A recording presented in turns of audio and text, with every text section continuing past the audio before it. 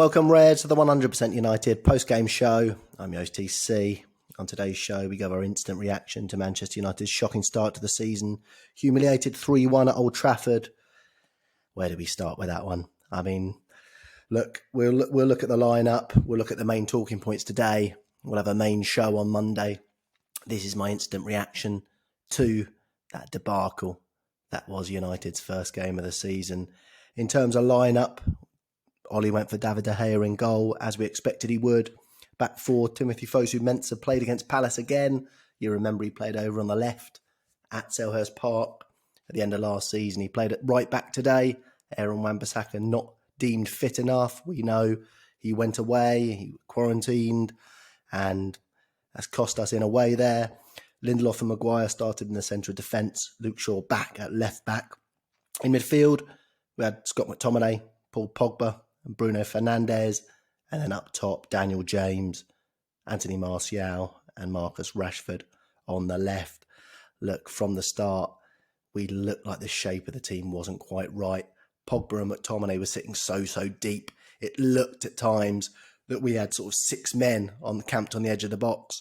And then when we were attacking, we didn't have those numbers going forward. And so it came to pass. Look, Pogba played on the right, McTominay played on the left. Palace were pressing them both as we played out from the back.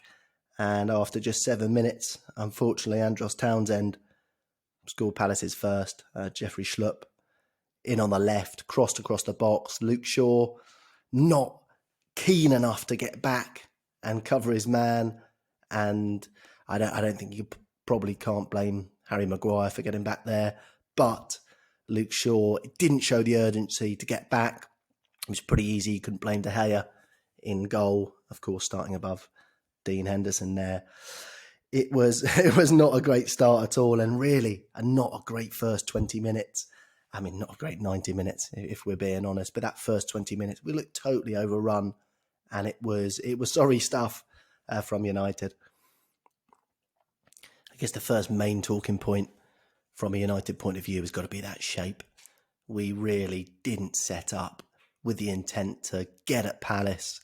It was almost Louis van Gaal style stuff, wasn't it? Tippy tap, not really progressing forward with the ball and just inviting Palace onto us. And on the break, we looked there for the taking. I mean, we had a corner on the 14th minute and one long ball, bashed long, bouncing, Victor Lindelof caught underneath it, poor header back to David De Gea. And you'd have to say, if Zaha had taken a gamble there and really gone for it, he might have been in. It looked like it was his for the taking, and a more hungry striker there would have been in for their second. So, yeah, that shape was not great. In terms of the midfield, we had Bruno running around everywhere, trying to close people down, not being in the positions in an attacking sense where we'd possibly like him. And it was just so disjointed, wasn't it? That front three were cut adrift. Bruno caught in no man's land, and Pogba and McTominay just sitting there. Look, we saw back, in the 2006-07 season when we had a very flat two in midfield. We had Scholes and Carrick, didn't we? And they just pinged the ball between themselves, but they were never that deep. They were pinging the ball sort of in the centre circle. We were on the front foot. We were the dominant team. And today, it just didn't seem to make sense setting up like that. McTominay, as we know, is not a defensive midfielder who can play on his own as a midfield pivot, pinging balls, cutting out angles. And yeah, he does the hatchet man part well. But the other part of his game, he's that third man in midfield, isn't he? He's the terrier who goes and gets it. And it just, if we were going to set up like that, we might as well have put Pogba at the base of midfield and popped Bruno and Donny van der Beek in there and gone like that and gone on the front foot. Instead, we kind of got stuck in between sort of two philosophies in terms of being short at the back and being on the front foot. And we basically ended up not doing either. So yeah, very, very disappointing indeed. Let's look at the positives, shall we? Before we dig into the negatives. As I say, we will get right into the nitty-gritty of the game on Monday. But Donny van der Beek, right? He came on in the second half and scored the goal our only goal of the game, took it fantastically, slotting home and linked up beautifully with other United players. It seemed Martial saw a bit more of the ball after Donny van de Beek came on, and Pogba seemed to, well, of course he replaced Pogba. So you look at the thinking behind that, I just don't know what the sense was in that at all. Look, we've basically replaced like for like in terms of, yes, sure, Donny van de Beek gets forward a bit more than Pogba does these days, but Pogba can get forward. And when you're chasing after the game, after 67 minutes, I think it was when Van der Beek came on, we are just making life hard for ourselves, aren't we? Why are we trying to rescue something against a team like Crystal Palace with, what, you're talking 25 minutes to go? It's just it just doesn't make sense at all, and especially after the performance Van der Beek put in against Aston Villa. He looked ready to go. We know he played against. We know he played for the Dutch team, didn't he? He started a game and he came off the bench. Pogba has been in quarantine. He hasn't got that match fitness, so it seemed bizarre to do it that way round. If you're going to choose one of the two, then you'd think you hold Pogba off on the bench. I just don't know why Donny didn't start the game, and when he came on, he made a massive difference. So that shows what a signing can do. And I'm not going to go into signings and transfers today. That's something we'll do on Monday again. We know what the situation is with that. We know how disappointed we are as United fans at the moment about the non-transfers, if you like. I'm not going to call them transfers because, look, we've only got one in at the moment, but it was there for everyone to see that we do need reinforcements, and Donny van de Beek did make a difference, and then he was the shining light in the game today. Before I get to the VAR nonsense, as I have said from the start that I think it is, let's first of all talk just a little bit about Crystal Palace. They set up just right for us, didn't they? Two pacey guys up front, Ayew and Zaha, ready to take us on, ready any time on the break to just test those centre-backs and that back four and that back six as it was at times. The bizarre thing is we set up in such a sort of submissive way, if you like, and then we were so there for the taking. When we even tried to attack a little bit, it was just banana stuff. And yeah, well, they had the ball in the net more than 3 times, didn't they? Zaha had a goal disallowed for offside, quite rightly too, but they scored 3 times. Of course, the second is where the big question marks are going to be. Let's look back to Pogba's penalty shout, right? Because Pogba had a massive penalty shout where he was fouled in the box. Guy stepped on the back of his ankle. His shoes come off. It's there for everyone to see. Now, they've looked at this again and again and again on the replays. Now, you're either saying that Pogba wasn't getting the ball, so it's not a penalty. So you look at it once on the replay and you call it off. That's fine. If you're asking whether Pogba was fouled, the evidence is there for you. The boot's on the floor. The guy has stepped on the back of his ankle. He's taken Pogba's boot off. Pogba's gone down. It's a penalty. So I don't know why they're looking at the replay again and again and again. It's pretty obvious. It's either, look, the ball's nowhere near Pogba, so we're never going to go for those ones, or he did foul him, and it was a penalty. So I think in that situation, we've become a little bit of a victim of the fact that we've got so many penalties. It's there for the whole world to see. It's the big thing that the opposition fans like to dig us out about, and it's all over the press how many penalties United have had, the record amount of penalties for a season, and all this, the rest of this stuff. So I think I'm pretty sure that decision went against us because of that. We're not going to be getting these easy penalties this season, but if you're going to use VAR, you have to use it factually. And as we saw later in the game, that's the way they're going to do it. So we need the rub of the green as well on that. So look, let's put that one aside and look for the Crystal Palace penalty. Look, the ball, Jordan Ayew, he's scooped the ball up. It's hit Victor Lindelof on the hand. Victor Lindelof's running back. You can never quite say, can you? You can never quite say. Anyone who's played sport, you can do sneaky little things and you can feign innocence, but the ball's coming and you can just leave your hand there and you never really know whether someone is intentionally leaving the hand there for that split second or taking it away. If you ask a normal football guy, a football fan, a football player, before VAR, is that a penalty? I think to a man, we all say no, right? We all say it's not a penalty. With VAR, and this is why I didn't want VAR to come in, it just muddies the water. It just makes it so complicated as to the rules, right? We're changing the rules as the months go by and the seasons go by to sort of manipulate the rules because VAR is meant to be a factual thing. So then we change the rules. So the rules are following the decisions on the field, and it's quite a murky ground we're getting into. Look, the ref did give the penalty. He went over to the pitch side monitor. It's all very well, isn't it, going to a pitch side monitor when it's an empty stadium? But I can guarantee you, when there's a mass, you got 75,000 people in Old Trafford baying for blood when the ref's looking at that monitor, it's going to be a different kettle of fish, isn't it?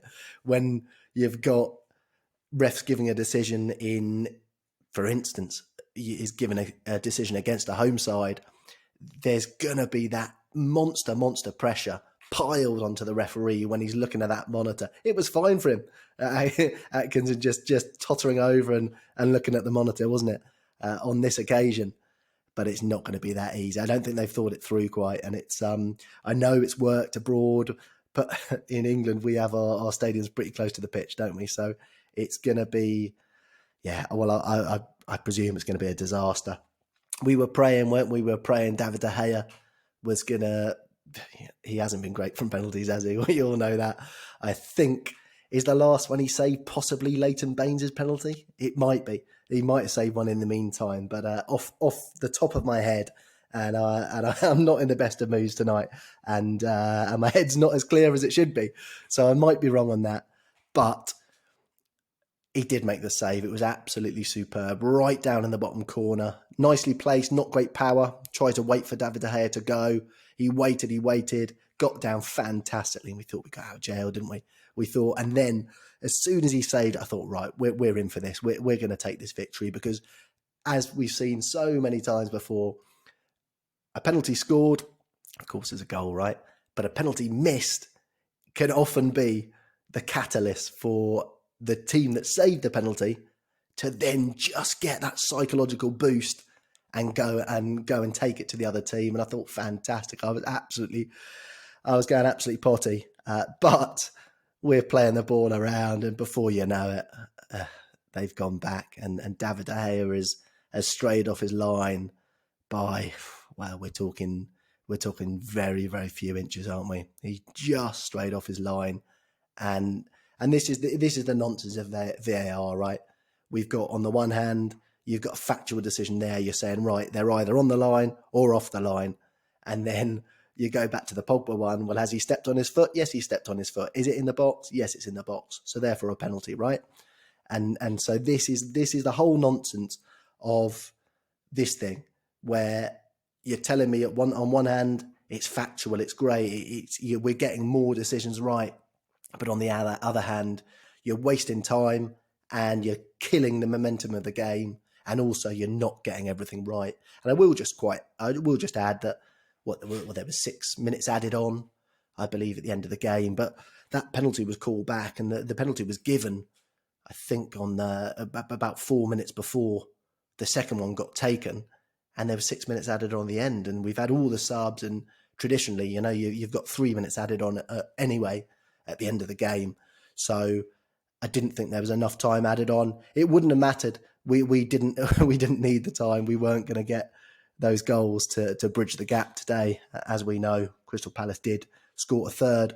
So, but yeah, in terms of the VAR debacle, it continues, doesn't it?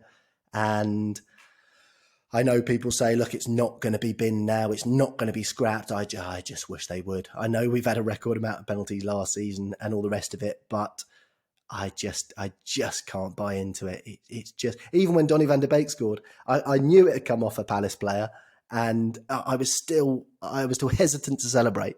And that's Van der Beek scoring on his debut at Old Trafford. We're potentially back in the game, and I should have been going absolutely wild, but I was I was subdued by the fact that VAR might come in and pick something up. Look, as we know, Wilfried Zaha did go on to bag the retaken penalty, but he also bagged the third. Victor Lindelof, very poor. He had a poor day today, and beaten at the near post. David De Gea. I don't think you can point your finger at David De Gea there. He was wrong-footed, and I thought Dave was pretty good today. Fergie, you could tell even behind his mask, you could tell he was furious, couldn't you? His eyes and his nose were all scrunched up, and he was basically mirroring all of us Reds around the world, our reaction to a quite astonishing display, really, on the first day of the season. Look, I know I've been pretty critical of Ole Gunnar Solskjaer's substitutions last season, and I think he got them wrong today again. Mason Greenwood came on at half-time for Danny James, and that was an obvious sub, wasn't it? We all thought, we were all crying out for it. Danny James, when a team is playing a low block and when they are starving us of space, he's not at his best at all. And as I said on the last pod, he's so much better over on the left anyway, Daniel James. So that was an obvious sub to make. Donny van de Beek came on the 67th minute for Paul Pogba. Again, you can say, look, Pogba might not have been fully fit. Probably best to do it the other way round and maybe bring Pogba on for McTominay or whatever and have Van de Beek start. Again, a little bit late, 67. We were 1-0 down, weren't we? So we've got to be going to get that game. And we kind of put ourselves in that situation, right, where we're playing Russian roulette and we're leaving it to the last 30 minutes where we can go and get that win. And against a team like Crystal Palace, it really shouldn't be something we should be doing.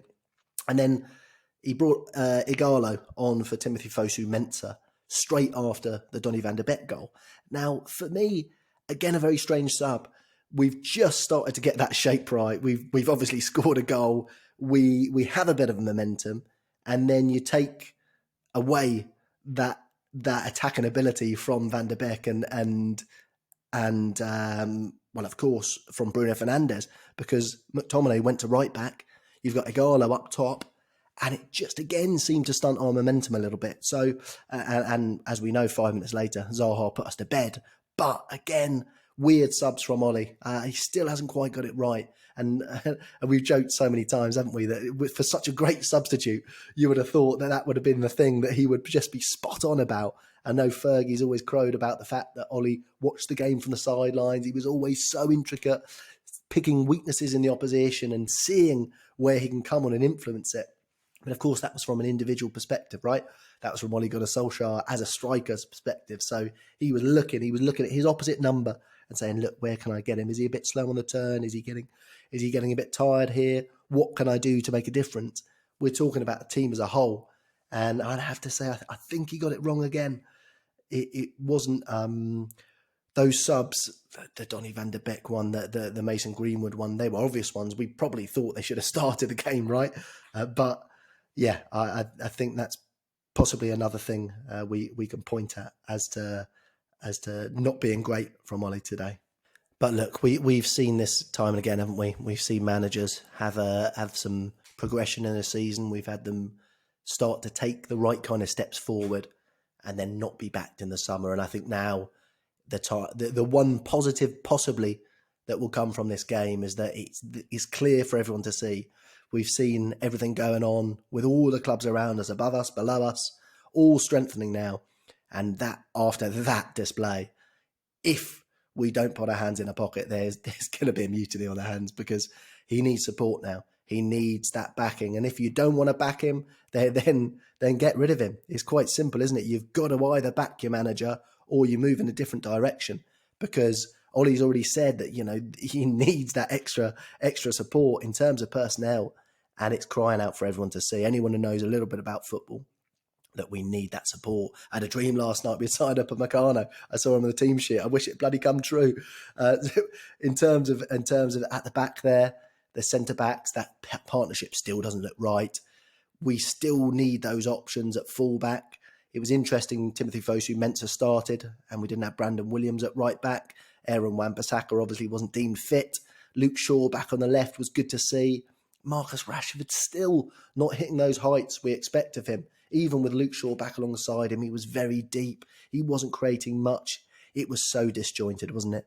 And yeah, we do need that personnel. It would be fantastic to have that option to play on the right, play on the left, and put pressure on those guys. Look, I think David De Gea reacted well to the pressure that's obviously been poured on him now with Dean Henderson on the bench today, and knowing that Dean Henderson will probably play against Luton on Tuesday, and knowing that there's that extra pressure. I thought he made a fantastic save, hit pretty central at him, but it was a very good reaction save.